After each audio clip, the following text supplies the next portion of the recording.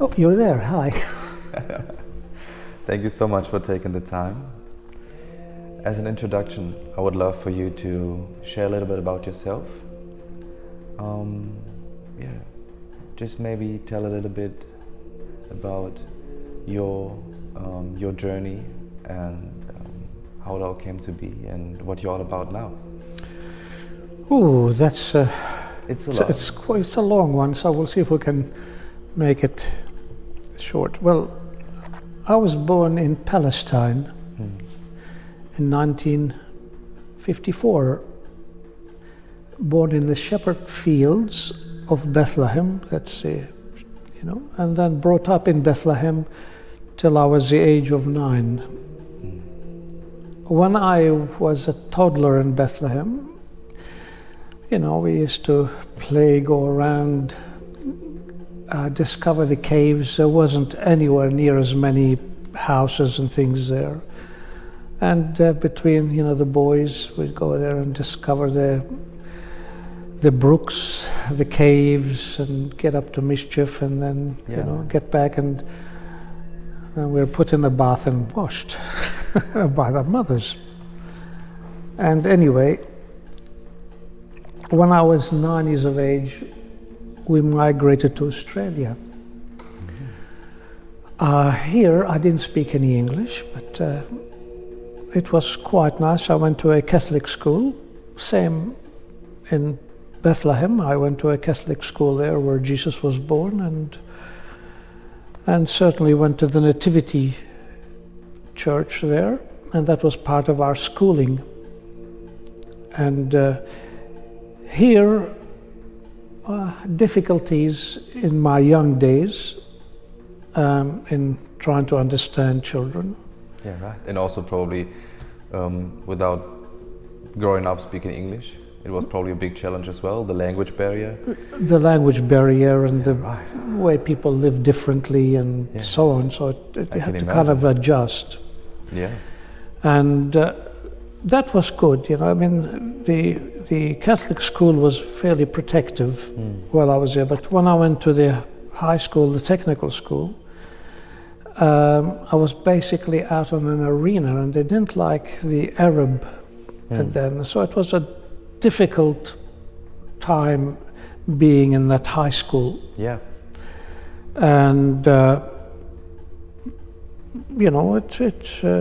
wouldn't want to relive it again, if you could say, but that was part of my childhood. Yeah, right. And I was I think the school had a meeting with my family to say, look, he's not, I think you should get him an apprenticeship, take him out of school and put him in an apprenticeship. So they did that. But anyway, I ended up leaving there and went into becoming an apprentice. And through that time, I got married before the age of 16. We had to get permission to get married from a court, special court. And, my parents were supportive of giving us, they had another house, free rent and so on.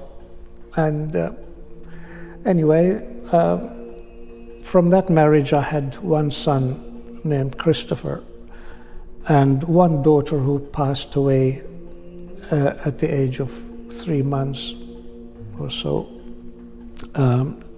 They called it cot death, but I was just 16 when she died, and it was an unusual thing, and I couldn't live on apprenticeship money, so I had to go into the work arena and lie about my age to say I was 21, so I can then we had to find a place to live, pay the rent and things, and anyway, things got difficult, and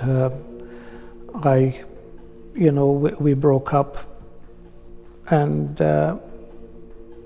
from that I was basically free to do lots of things. I learned to do painting, and then I had a paint business, and my now wife, we met at the age of just about nearly 21. We started going out with each other, and as soon as she saw me, she fell in love with me. Well, That's how you like to see it. that's how all men like, to feel. But anyway, we were suited together, and we started a business called Aussie Painters and Decorators. Not one Aussie was in it. We had New Zealanders, we had Italians, we had Greeks, and Jews, Russian Jews. He became a very close friend. And so that went on until we had 20 painters. We had our own office. We had the age of, till the age of 24. Yeah. From the age of 21, we started our business. Till 24, we had 20 painters work. And at 24, my fiance then and I, Anne, which is my wife now, and we had a unit in Esplandale or Edithvale, I think. Yeah. And it's on a beach property, the unit, and it was there. I had lots of money. I had hundreds and hundreds of dollars in my pocket all the time because I had, money was no problems. I'd buy different cars and things. I didn't take any alcohol. I didn't really drink much. My problem was only smoking cigarettes. But the business was going well, and Business was going well. Yeah. I got the jobs, and we had the painters working, and I got some work. And anyway, at one night, I went to bed with my fiance then, and went to sleep. And I was woken up by someone calling my name in my native tongue. And as I was called when I was, a toddler, my aunts and mom and dad and grandparents called me Basim. When they called me, so it was Basim. So okay, I got up. Okay, it must have been a dream. So I felt, and as I put my head back on the pillow, before I fell asleep, my name was called again, Basim, by a beautiful voice. It was feminine, a feminine voice. It sounded like to me at that time. It was really clean, unusual, and I thought, I must be dreaming. And as I was going back to bed again, putting my head on the pillow, I didn't even quite get there. I was sitting up, and my name was called again. Strange, and this time I'm not asleep. I thought somebody's playing tricks on me. I thought maybe they're outside, maybe on the beach, friends or whatever. So I went outside, looked outside the window. Nobody was there. I lit up a cigarette, smoked it, went back to bed again. And again, before I fell asleep, called my name. Oh gosh, that's unusual. So I woke Anne up. And I told her, she said, okay, let's get up and make a cup of coffee. So we went and got a cup of coffee. She was in the kitchen, I was in the lounge room sitting, and then my name was called again. And from that moment on, I wasn't me again. It was not me. I was like something awakened in me. It was an unusual awakening, but I was awakened, and suddenly I'm not in the world as it has been for the last 24 years. My experience, I would see things that I have never seen before. Now, remind you, I never took drugs. Financially, I was fine. My fiance and I were very happy. We do a lot of things together. yeah, life was going well. Everything was going well, so it wasn't, But, all that time I had this magnificent love for Jesus, before I was opened. Yeah, so this was at 24, you said, that big opening, right? Well, I had several openings. The big main opening is seeing the world as it is, and me being a foreigner in this world. I wasn't part of this world, but I've been here before. It was unusual. Yeah. I would say to Anne, it's not the way I used to remember it, this world. It was interesting. And but even not from the spiritual part, but from the material part.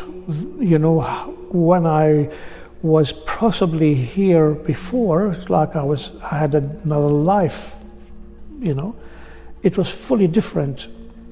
And forgive me, I'm just going to have some water. I'm a bit dry.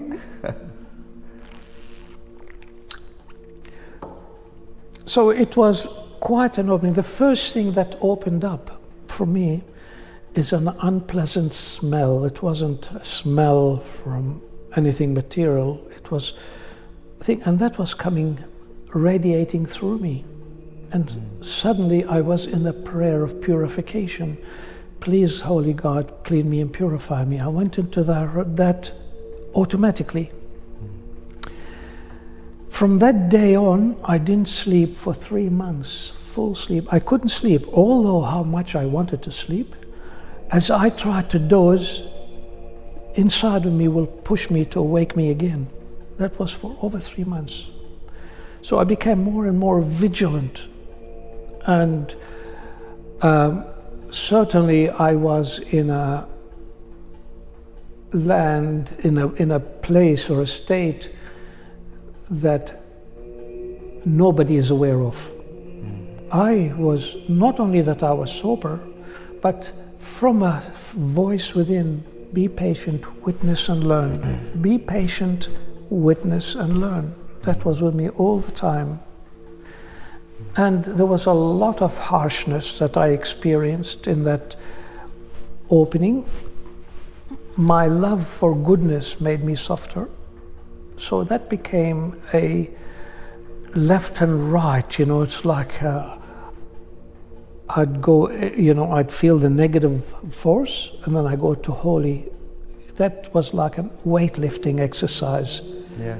And that went on for many, many years, many, many years. Would you say that you gained like more senses, like you were suddenly aware of things that before you just couldn't perceive? Like you said, the foul smell or just... Yeah. Well, it's certainly, it was nothing that ever I was taught, whether through, you know, upbringing or through religion or through school. Yeah. It was something foreign for me, or I was the foreigner. But then the people that I saw were all part of the condition, you know. So I was out of the condition and I didn't want to get back into it because it was unpleasant. Yeah. You know, so I wanted to stay in the you know, in that protection, you could say. So my parent, my real parent, became God. Goodness, holiness. And from there, and I'm 70 now, it's been 46 years, I've never changed, never ever changed in what I see or feel or whatever, but the holy protection that I am, that is where I am in love and I adore God, and all God's nature is because of what experience I went through, what forgiveness. So it was like a decontamination of previous to, and then accept God's nature, the real newborn, true newborn, and accept it, and then had to, it's called, in my opinion, it's called repent. The repenting from dark nature into holy nature. God's nature is holy, and you get all God's nature. And I learned in my process that human, the true human, that before they came to here, before they came to here, while they are in the holy nature or in the real state of God, and this world is not part of God's state, this is being expelled, you could say, out of the reality, and it's called the shadow. And we live in the shadow, or the yin and yang, or a lot of people have no idea because they're not aware of it. So in the shadow, the only thing that you have God is in you, really in you. And that God can be a magnificent tool. How to use that holy tool inside you. You are protected. Me, I was quickened, and it was such a quickening, such a harsh awakening. Yeah. And it took me so much. You had to be a connoisseur to love God. To love God, you have to yearn for it. Yeah. You have to really yearn and love God. And God is not what we have been preached. I can imagine it must be very overwhelming to experience that, and maybe you could touch on a little bit and help me understand when you were younger. Were there any points where you had contacts with the holy, let's say, before? Like when you were young, did you? Did you have a connection to God before that? I always loved through religion, through what I was brought up Christian. And I loved Jesus. I really loved Jesus from when I could remember, a toddler, And I wanted to be a priest. Oh yeah. Yeah, I used to wear priest robes instead of wearing, Batman and Superman. Yeah. There you wore priest robes, but I really loved the story about Jesus. And as I going to bed in my toddler age, I would have this feeling that came. It was so beautiful and soft. And then automatically I put it as, it's Jesus, as a toddler. And how much I love Jesus, And the tears will go down my face. I covered my head over with the blanket, because I slept with my brothers. I didn't want them to see. Yeah. And I fell asleep, in the love for Jesus. And that happened night after night after night, And it happened even in Australia when I came, Even now, I never go to sleep without prayers, or reminders, or training to love God's holy nature. It's not to love God, it's all about the person, the entity of that single person, the you, It is an experience between you and God. And you get to realize, and then you find God is in everyone. Wouldn't I love to have the chance of seeing how magnificent goodness is? Goodness is good. The language of goodness we need to speak. We need to become human again. Imagine what a true human means. The true human is really in the nature of God. The true human is in the image of God, which is God's nature. Not divided like we are now. We are divided in ourselves, between each other, between religions, between countries. And we look at everything else. And we condemn God in lots of ways because of how the state of the world is, how we treat each other. We say, where is God? But God is in each one, is a tool. Use God to make peace. Well, when I was a toddler, when I was 4 or 5 in Bethlehem, and I remember I was there with my mother and 2 other women, and I could feel them. I could feel like you could say their aura or their vibe or their feeling. And I used to get shy to see if they can feel me too, and I used to really feel that. And so that may be the same as we are all. So that was always in my mind. So that was the feeling I felt. And so anyway, that went away. So that was the thing in Bethlehem. And that's quite interesting. To have as a youngster, as a youngster, to have this kind of connection that you were so tapped in during that time. Well, I didn't know, I thought everybody was the same. Yeah, right.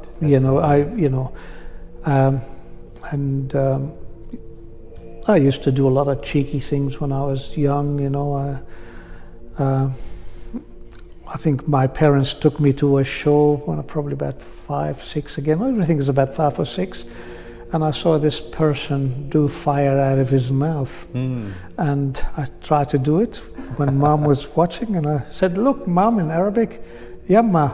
And I went, "Pfft," and the fire went out, and she started screaming. That's quite dangerous. So luckily I didn't hiccup. Yeah, that's right. Yeah, so that was, the young days. And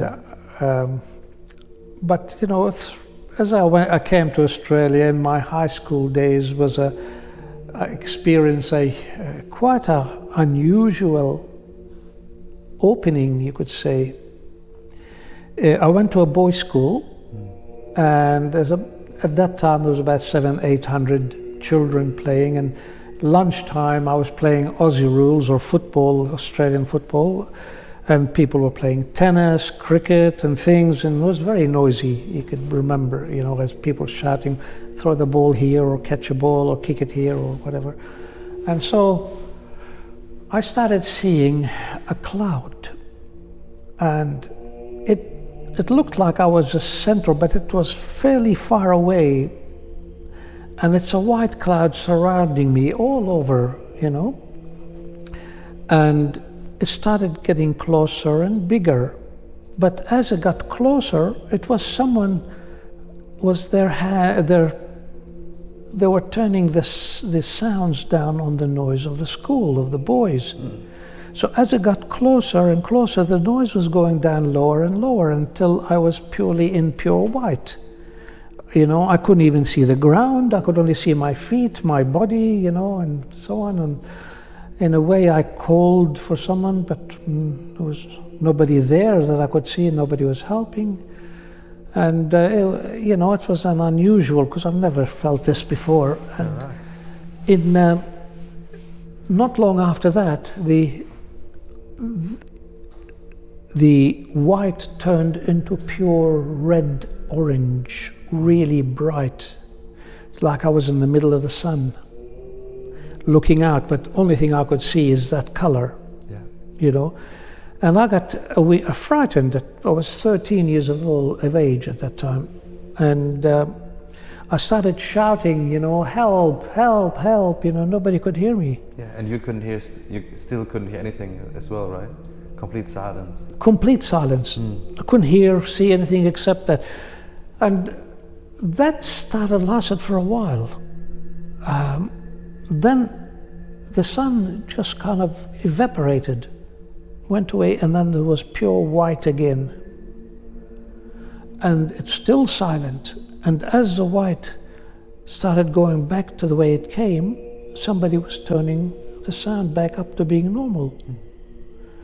And 10, maybe 20 minutes, that experience as to what I felt, but no one heard or saw anything.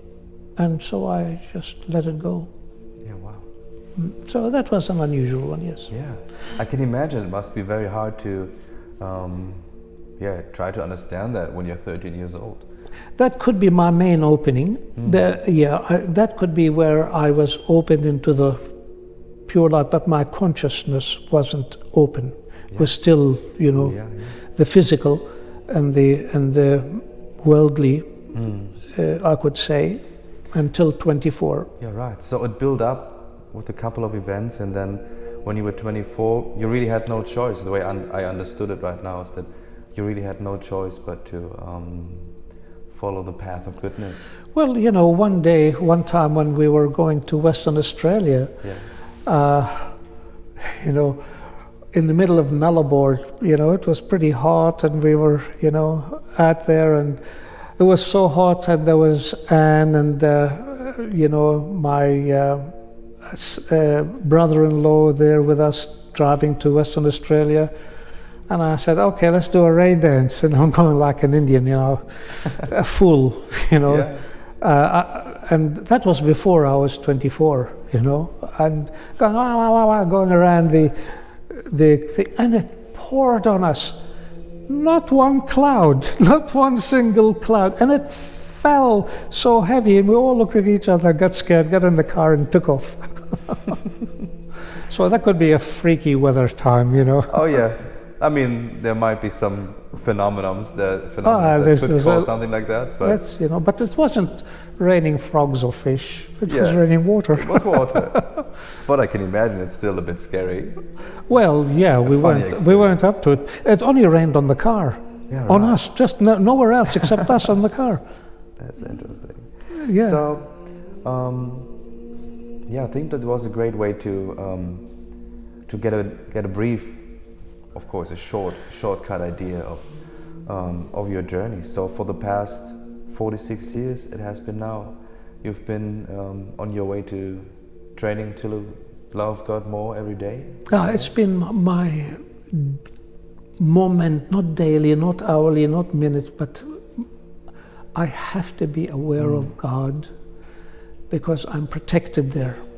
I feel protected, I feel good, I feel clean, and it's a magnificent parent. And in my, you know, even not long after 24, I got the Bible and things to read, and I find discrepancies in what I'm feeling inside.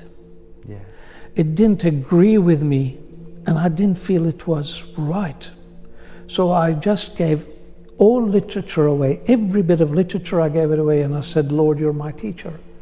And that was from 24 till I am now. Whatever I am saying, it's not from any book, from anything that is written. It is from what comes out of my mouth, my experience, and I'm hoping it will help others. You know, enlightenment is only a form of ascending into better states. It is your inheritance to enlighten from this state. It's called the exit. You enlighten, you become more intelligent, you become wiser, and you become such a more better human, truly human. And then you will receive all the holy natures that what a human is. So there we come to my next question, which would have been something along the lines of, and probably I'm not going to use the right word, but your mission or your, like you said, your hope. I know you're always hoping for a better future, and you hope that a lot of people get to feel the goodness and get to experience God's nature. Maybe you can touch a little bit on that. What is your hope? What we can, or what do you want to put out with this series? I really would love to give the message. Let me say, before I say that, my own prayers or my communication to the one that I adore, God, is not for anything that is selfish, that is to make me better or more whatever growth.